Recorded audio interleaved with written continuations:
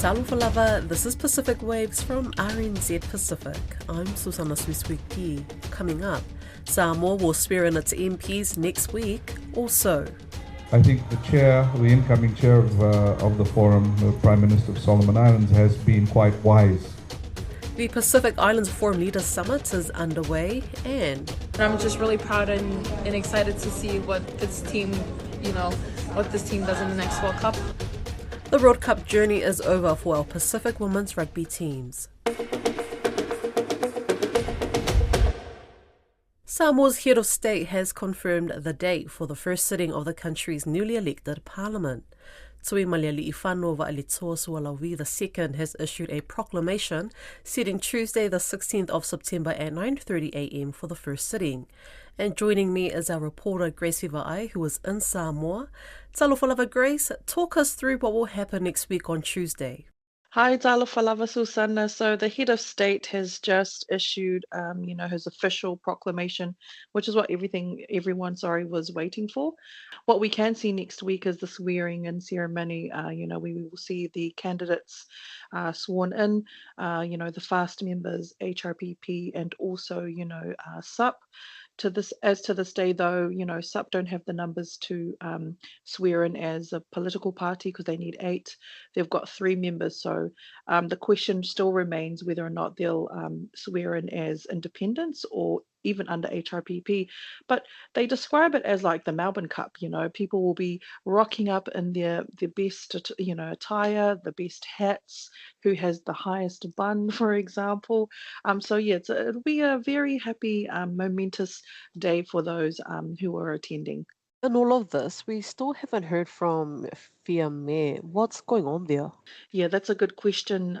What I can tell you, though, Susana, is that local media, including international media, have been trying to reach out post, election. She has been quiet, but, I have heard on the ground that she has been in meetings. Today, for example, she had a meeting with all CEOs, which is a normal thing for her to have with all the CEOs, just to talk about what's been going on in each ministry. And also, the swearing in is next week, so she'll be working on the handover for the next government to come in as well. Yeah. Have you been able to go out and about and speak with locals? Yes, I have actually. Mark, when he was here, our VJ, who was on the ground with me, we went out into the public and especially into the markets, and we spoke to locals, and there was a mixture of feelings, but they all had one thing in common, really, and that they were quite pleased and happy that the election had finished, and that there was no violence or anything. So that was interesting to hear. And a lot of them were actually happy that the country gets to move on. And although, they've got different political views and wanting the country to move on, some were quite upset that, their party hadn't won, while others were happy that their party had won. Some were not happy with, for example, FAST. There's been a lot of social media comments made by the diaspora and the FAST supporters.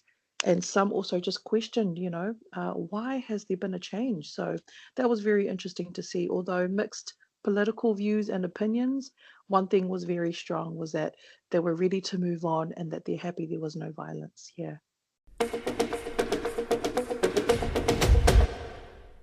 Pacific Islands Forum leaders are in Solomon Islands for the annual meeting, which is now underway. The opening ceremony has been held at the National Stadium, built by China. The Micronesian leaders have already held their sub-regional meeting ahead of the leaders' meeting later on in the week. Caleb Fotheringham is in Honiara.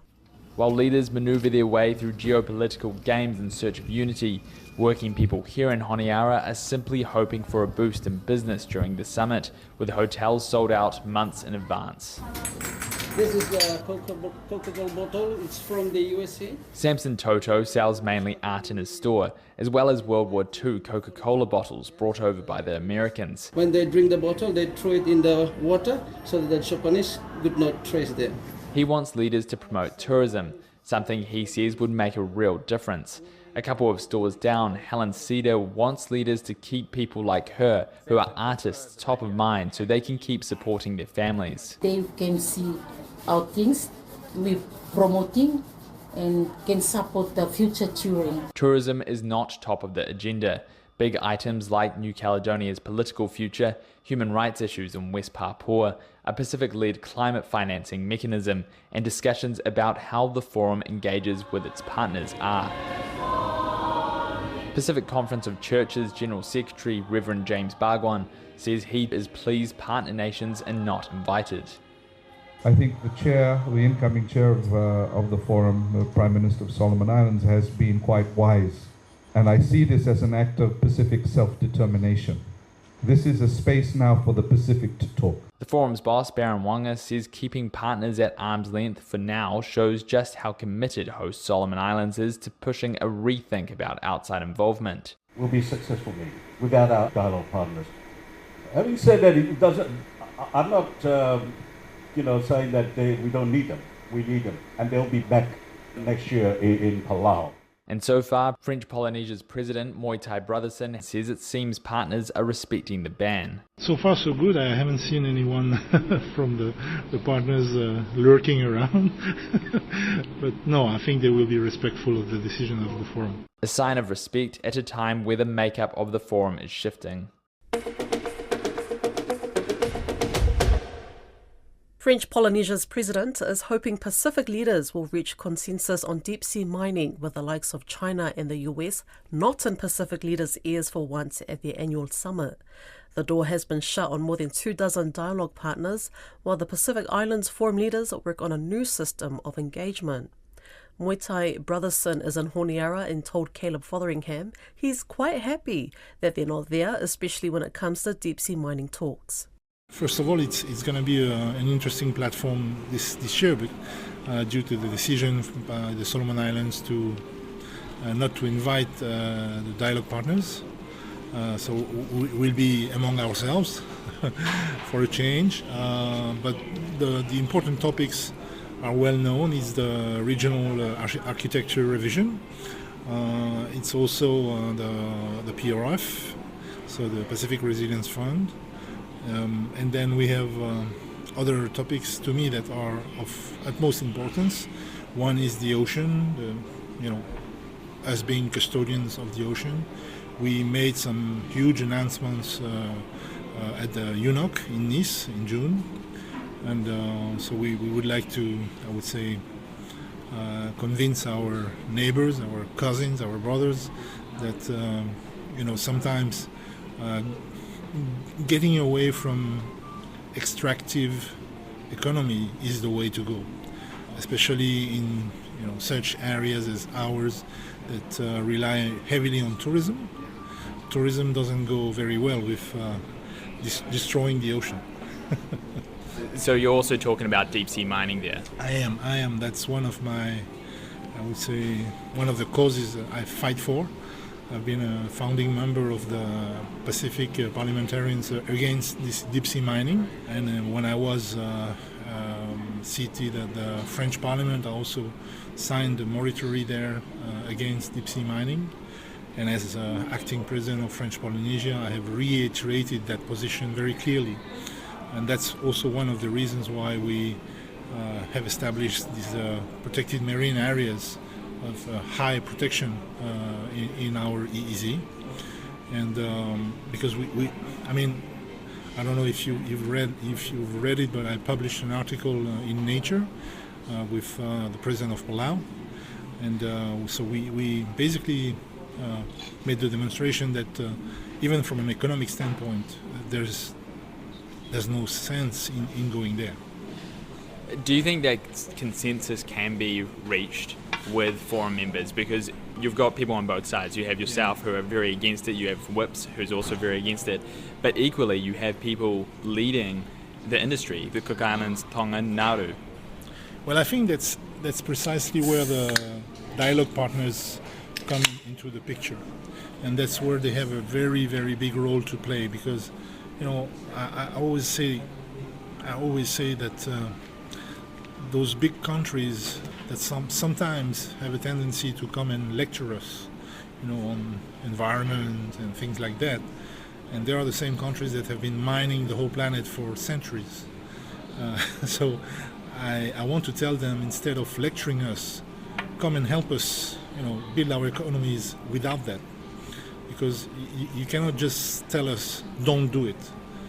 Help us do otherwise. On Dialogue Partners, you said before it's going to be an interesting meeting, but you didn't say if you think it's a good thing or a bad thing. What's your opinion? Are you happy about the decision not to have Dialogue Partners here? I would say that as a Pacific leader, I'm quite happy that for once we are, among just ourselves. Maybe we'll be more open in our discussions. Sometimes some of us maybe refrain from saying certain things when the dialogue partners are around.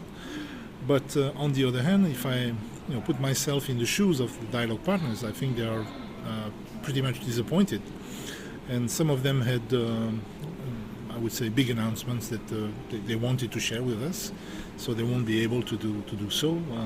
I hope it's not going to damage the relationship that we have with those dialogue partners. It shouldn't, but there's also something being thought of as of the rhythm of the forum. Some are suggesting that maybe we should meet with the dialogue partners every 2 years instead of every year. So that would give an alternative. That's an option, but hasn't been decided. It's going to be discussed. But do you think that's a good idea? Well, it could be a compromise format. We should ask the dialogue partners what they think about it.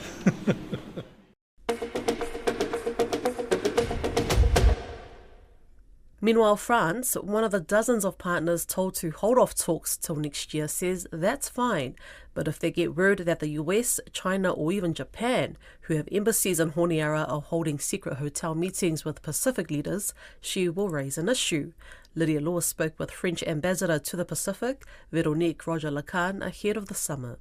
We wanted to respect, that was something that was asked by the PIF, by the PIF Secretariat, that we don't try and force the door of the PIF, that this is how it has been decided that there will be no interaction during the PIF meeting, the PIF leaders meeting with the partners, no meeting on the sidelines, no nothing. Of course, we can do whatever we want, take a room in a hotel, but we wouldn't be admitted in the premises of the summit. We wouldn't have any badges and so on. So yes, you can always call for now a meeting outside, but you know how busy those meetings are. You've covered a number of them, and we didn't see any leader going out of the premises of the summit to come in another hotel and so on. Plus, we wanted also to respect the decision of the PIF leaders. This is and to respect also their request not to insist. So we canceled our flights, we canceled our hotel reservations, and we abide by the decision of the PIF. Who are we? Yes, we are disappointed, but we fully respect this decision. Now, we've heard that there were some rumors spread in the press that nevertheless there are some countries who have some embassies in Honiara who would hold some sidelines meetings or something. If this is the case, we are not going to to take an emergency flight to be there. No, we are sticking to our decision to respect what the PIF asked us to do. You know, if we find out that this is the case, that something is happening, then of course we will manifest our strong disagreement to the PIF, and we will tell the PIF, you asked us to do something. This was, we respected what you asked us to do. This is not what was done. So now you owe us something. You owe us at least some excuses and so on. So we'll see how it works. Hopefully, I don't think this will be the case. And I think that communicating this type of not obvious threats, but underlying threats through a press is not good. It creates a bad atmosphere, whereas we want the PIF leaders, if this is what they wanted, not to be with the partners this year, to have a good working atmosphere and not to interfere with this work. The Fijiana have ended their Women's Rugby World Cup on a high, upsetting higher-ranked Wales 28-25. Manusina Samoa, however, had a less happy ending. Christina Persico reports. The Fijiana have their second ever victory at a Women's Rugby World Cup. They led 28-15 at half-time, but Wales closed the gap to 3 points, and the last minutes had Fiji back inside their own 22 and the Welsh hot on attack. Fiji had the last scrum, backed up to their own line with the clock in the red, and they passed the ball backwards. It went dead, but to pass the ball dead on purpose is a penalty offence, prompting a referee review. I'm happy that that was an attempt to pass, a genuine attempt to pass, not a catch. Therefore, it is dead and it's the end of the match. I agree yes. with those facts. Manners, do you agree with those facts? It's a genuine attempt to pass. It's gone dead. That is it.